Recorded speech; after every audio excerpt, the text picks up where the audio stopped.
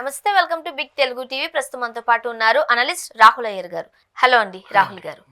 సిద్ధు జొన్నలగడ్డ గారు డీజే 2 తర్వాత కదా ఇప్పుడు మూడో సినిమాగా రాబోతున్నారు. సో డీజేతోనే మంచి కామెడీ ఉంటుంది, అందులో వల్గర్ డైలాగ్స్ ఏమీ లేవు. తనదైన యాసతో తనదైన హావభావాలతో సినిమా హిట్ చేశారు.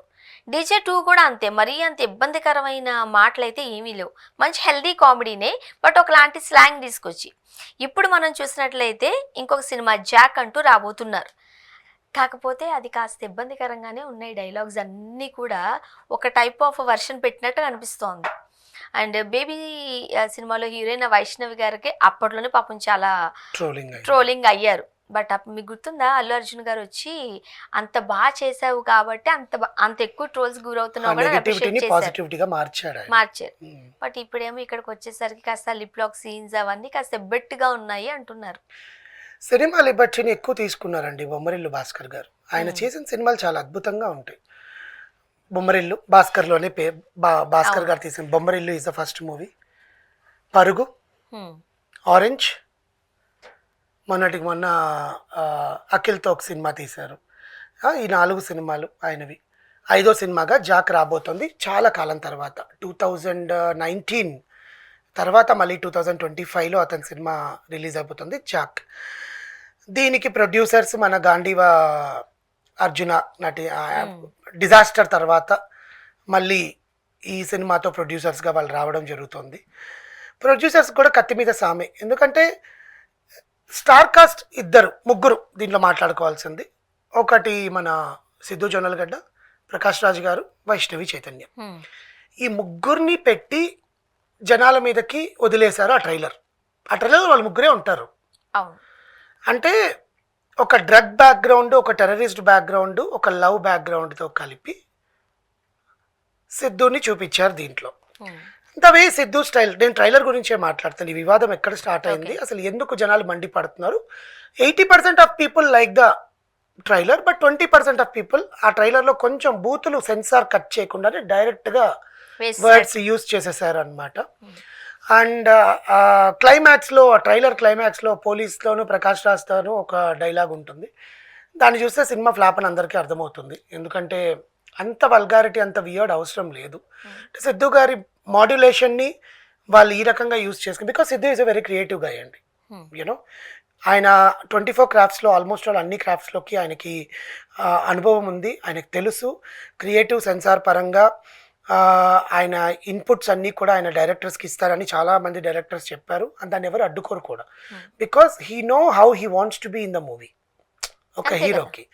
సో బొమ్మరిల్లు భాస్కర్ గారికి, సిద్ధు గారికి కూడా ఆ మధ్యన ఈ కారణాల వల్లనే గొడవలు అయ్యాయి. ప్రతి దాంట్లో సిద్ధు ఇన్వాల్వ్మెంట్ ఉన్నాడని చెప్పి భాస్కర్ గారు కోప్పడ్డము, భాస్కర్ గారి పర్యవేక్షణ లేకుండానే ఒక సాంగ్ని చిత్రీకరించేశారు సిద్ధు గారు డైరెక్ట్గా వెళ్ళి అని చెప్పి చాలా వార్తలు వచ్చిన దానికి నిన్న ట్రైలర్ లాంచ్లో ఫుల్ స్టాప్ పెట్టారు సిద్ధు గారు.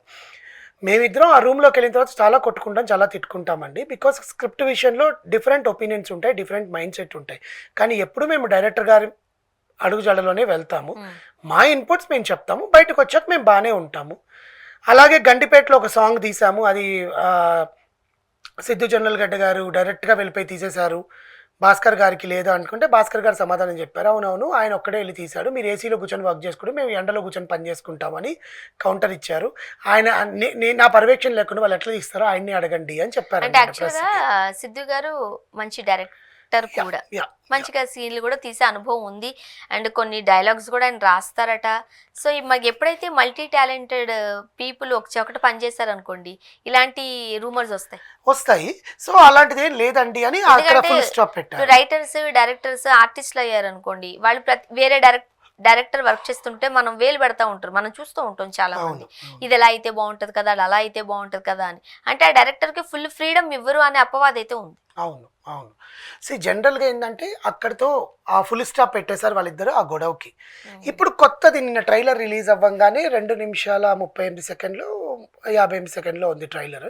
స్టార్టింగ్ ప్రకాష్ రాజ్ గారు ఓపెన్ అవ్వడము, టెర్రరిస్టులను పట్టుకోవాలి, డ్రగ్ మాఫియాని పట్టుకోవాలి, అలాగే జాక్ సార్ని పట్టుకోవాలి అంటారు. ఆ జాక్ సార్ ఎవరంటే సార్ అనమాట ఈయన. సిద్ధు వివిధ గెటప్పుల్లో రా ఏజెంట్ లాగా తిరగడం అందరికీ అర్థమవుతోంది that he's the person who catches them, or అతను కూడా ఏమైనా ఈ టెర్రరిస్ట్ గ్యాంగ్కి సంబంధించిన వాడా అసలు ఏంటి, ఎందుకంటే కొన్ని డ్రెస్సులు కొన్ని గెటప్పుల్లో ఆయన ముస్లిమ్స్ ధరించే ఆ కమ్యూనిటీ ధరించే దుస్తుల్లో కనిపించడము ట్రైలర్ కొంచెం ఆసక్తికరంగానే జరిగింది. వైష్ణవి చైతన్య అని ఒక ఏదో షాపింగ్లో చూడడము, అక్కడి నుంచి వాళ్ళిద్దరూ కలిసి ప్రయాణించడం, ఆ ముద్దు ముద్దు ముద్దు అనే ఆ కిస్ గురించే వాళ్ళిద్దరి మధ్య సీన్స్ అన్ని ట్రైలర్లో పెట్టడము జరిగింది. దాంతో ఆమె లిప్ లాక్ ఏదైతే ఉందో వైష్ణవి నుంచి మాట్లాడుతున్నారో ఇచ్చేసింది. అది బోల్డ్ సీన్స్, ఆ బేబీలో కూడా చాలా బోల్డ్ సీన్సే చేసింది ఆ అమ్మాయి, చేయకుండా అయితే లేదు. అవును, కాకపోతే మనం సిద్ధు గారి విషయానికి వస్తే అక్కడ అనుపమ పరమేశ్వరన్ గారితో కూడా చేసేటప్పుడు ఇలాంటి సీన్లు కొన్ని ఉన్నాయి. అక్కడ కూడా కిస్ సీన్ కి సంబంధించి అప్పట్లో అనుపమ గారికి సంబంధించిన చాలా ట్రోల్స్ అయ్యాయి. అవును, అదే చెప్తున్నాను, సిద్ధు గారు ఉంటే కిస్ ఖచ్చితంగా ఉండాలా అని ఆయన ఏమైనా డిమాండ్ చేస్తాడా అని చాలా మంది అడగడము. ఇట్స్ ఓకే, దానికేం పెద్ద ప్రాబ్లం లేదు. వైష్ణవి ఆ క్యారెక్టర్ పరంగా ఆ కథకి ఏదైతే అనుగుణంగా ఉందో ఆ క్యారెక్టర్ పరంగా ఆ సీన్ ఇంపార్టెంట్ అనిపిస్తే ఖచ్చితంగా ఉంచుతుంది, దానివల్ల పెద్ద ప్రాబ్లం ఏం కాదు. కానీ శృతికి మించి డైలాగ్స్ మీకు దాన్ని ఏమంటారంటే వన్ లైనర్స్ అంటారు కదా, ఆ వన్ లైనర్స్ కోసం బూతులు వాడాల్సిన అవసరం లేదు. చెప్పే విధానం కూడా ఉంటుంది. డైరెక్ట్ గా బూతులు మాట్లాడేస్తే యూత్ లోకి వెళ్ళిపోతుంది. అందులో ఆయన తెలంగాణ స్లాంగ్ లో మాట్లాడతారు. ఇప్పుడు అది బీప్ సౌండ్ లేకుండానే ట్రైలర్ లో రిలీజ్ చేశారు. మేబీ ఫైనల్ కాపీ థియేటర్ కి వచ్చేటప్పుడు బీప్ సౌండ్ ఇవ్వడమో ఆ సీన్ ని కట్ చేయడమో జరుగుతుందో మనకు తెలియదు, కానీ ప్లాన్ చేయడమో. ఎందుకంటే అది ఆయన చెప్పే డైలాగ్ కూడా ఫైట్ సీన్ లో చెప్తాడు. ఆ ట్రైలర్ లో కూడా ఆ ఫైట్ సీన్ ని కట్ చేయలేడు కదా. అదే ఇప్పుడు సెన్సార్ కట్ తర్వాతే కదా ట్రైలర్ కట్ కి సెన్సార్ నీకు అంతవరకు వెళ్ళొచ్చు, నీకు ఆ కాన్ఫిడెంట్ ఉంటేనే కదా ట్రైలర్ లో పెడతారు. అదే చెప్తున్నాను, అది ఇప్పుడు సెన్సార్ బోర్డు వాళ్ళు తెలుసు. అవును, అప్పుడు అక్కడ ఇబ్బందికరమైన పరిస్థితులు ఎదురయ్యే అవకాశాలు ఉన్నాయని తెలిసి ట్రైలర్ మార్కెటింగ్ స్ట్రాటజీ కూడా అనుకో. ఇప్పుడు అదే అనబోతుంది, అక్కడ ఎలానో కట్ చేసేస్తారు కాబట్టి ముందే పెట్టేద్దాం, ఏముంది జనాల్లో ఒక హైప్. ఆ బూతు మాట కోసమైనా సిద్ధు బూతు మాట మాట్లాడాడు, చూడాలి సినిమా. హీరో మాట్లాడాడు అంటే అదొక వివాదమే కదా. మన వాళ్ళకి తెలుగు వాళ్ళకి వాళ్ళు బూతు మాట్లాడిన వివాదమే, వాళ్ళు బట్టలు ఇప్పిన వివాదమే, రెండు అంతే. ఇలా జరిగింది. అసలు ఎందుకు మాట్లాడు అంత బూతు మాట, సినిమా అంత డైరెక్ట్గా మాట్లాడడం ఏంటి, ఆ సినిమా చూడాలి అనుకుంటారు. కొంతమంది పిల్లల్ని తీసుకురాలని సినిమా అని నేను చెప్పాను కదా, ఒక 20% దానికి నచ్చంది. ఎందుకంటే పిల్లల్ని తీసుకోపోయి చూడొచ్చా, డ్రగ్స్, టెర్రరిస్ట్, రక్తపాతం with love with revenge. Prakash Raj గారు మళ్ళీ పోలీస్ క్యారెక్టర్లో చేయడము, చాలా సంవత్సరాల తర్వాత మళ్ళీ నరేష్ గారు ఉండడం ఈ సినిమాలో, తండ్రి క్యారెక్టర్ నరేష్ గారు చేయడము. అంటే బొమ్మరిల్లు భాస్కర్ గారు సిద్ధు ఇద్దరు కలిపి ఉంటే కథ మాత్రం కాస్త పటిష్టంగా ఉంటదని అయితే అర్థమవుతుంది. అవును, మంచి కథతోనే వస్తూ ఉండొచ్చు. అండ్ యాక్టింగ్ పరంగా అయితే ఎవరికెవరు పేరు పెట్టేలా కూడా లేదు, పెట్టలేరు కూడా, అందరూ మంచి ఆర్టిస్టులే కాబట్టి. కాకపోతే ఇంకొంచెం అట్రాక్ట్ చేయడానికి ఖచ్చితంగా ఈ డైలాగ్స్ పడాల్సిందే. కరెక్ట్. అండ్ మ్యూజిక్ కూడా అంతగా ఆకట్టుకోలేదు, ఎందుకంటే ఆ కిస్ సాంగ్ కూడా కొంచెం బికాజ్ ఎప్పుడు మన దేవిశ్రీ ప్రసాద్ గారు మ్యూజిక్ ఇస్తారు బొమ్మరి మన భాస్కర్ గారికి.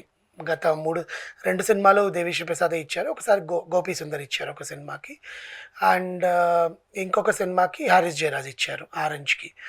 సో ఈ సినిమాకి కూడా మ్యూజిక్ అనేది ట్రైలర్లో కూడా కొంచెం ఆకట్టుకునేలాగా ఏం లేదు. ఏప్రిల్ 10న సినిమా రిలీజ్ అవబోతోంది జాక్. సో నెక్స్ట్ వీకే రిలీజ్ అవుతుంది, అందుకే నిన్న ట్రైలర్ రిలీజ్ చేశారు. ఈ సండే ఆర్ మండే ఎప్పుడైనా ప్రీ రిలీజ్ ఈవెంట్ ఏదో ఉంటుంది, పెట్టుకుంటారు. అండ్ సిద్ధు యాజ్ యూజువల్ ఆయన కామెడీ టైమింగ్తో అలరించాడనే అనుకోవాలి. బట్ ఏంటంటే ఆ డైరెక్టర్ మీద చాలామందికి నమ్మకం ఉంది. బట్ ఆయన ఇలాంటి సినిమా తీసాడా, కొత్తదనంగా ఉంది అని అనుకున్న వాళ్ళు ఉన్నారు, చెత్తగా ఉంది అనుకునే వాళ్ళు కూడా ఉన్నారు. సినిమా రిలీజ్ అయితే కానీ మనం ఏమీ చెప్పలేం. చూద్దాం. Thank you so much.